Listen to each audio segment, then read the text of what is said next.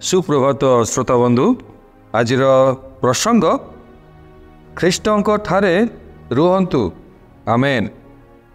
आज मनोनीत शास्त्रांश कलस्य मंडली निकट को साधु पाउल पत्र 2 पर्व 6 पद। अतएव ख्रीष्ट जीशु को प्रभु बोली जेपरी ग्रहण करियछ तदनुसार ताहांक सहभागितार आचरण कर आमेन।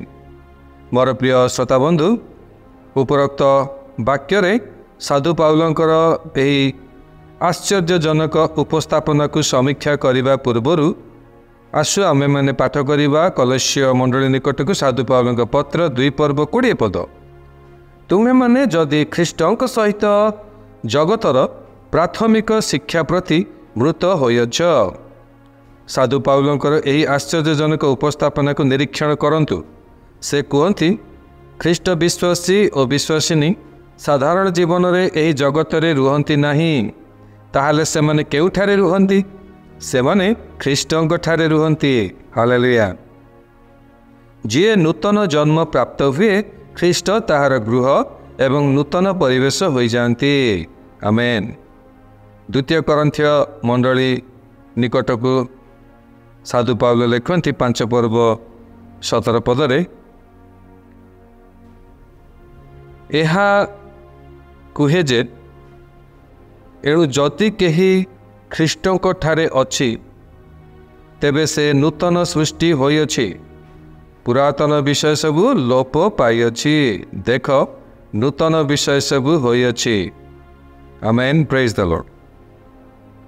आपण एही जगतर विषय रे कौनसी प्रकार प्रभावित और शासित हेबे नाही मोर प्रिय श्रोता बंधु, कारण आपण एक भिन्न परिवेश रे रहुअछंती।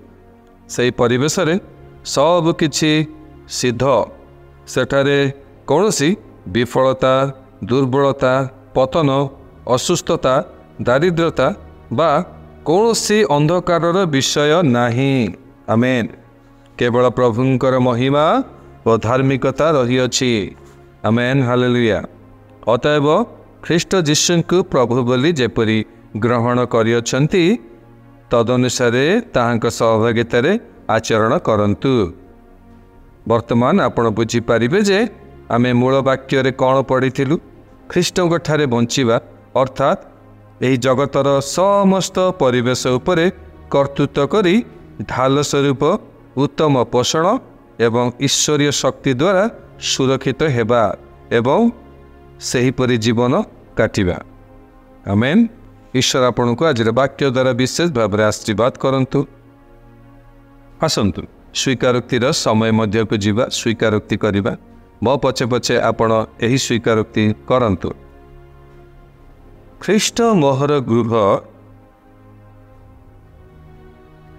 मोहर जीवन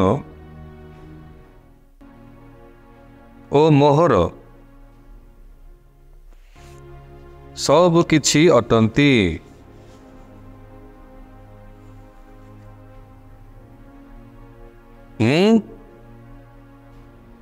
ताहांक ठारे बंची अछि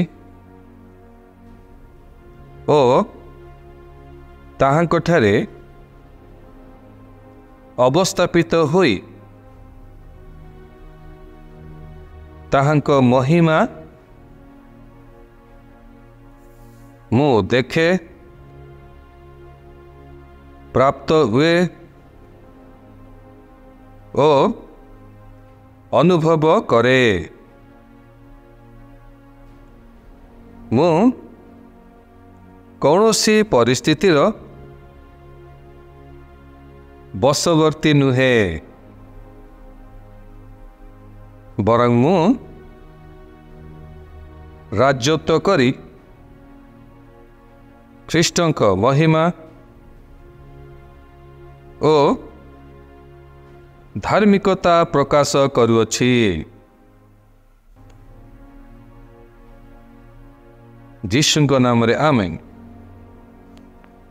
अतिरिक्त अध्ययन निमंते आपण पाठ करंतु रोमियो मंडली निकट को साधु पाउलक पत्र 8 पर्व 1 पद एवं 6 पद।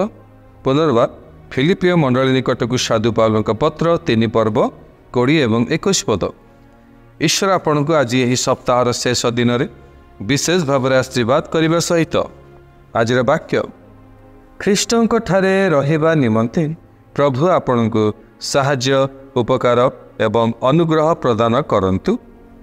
आमेन।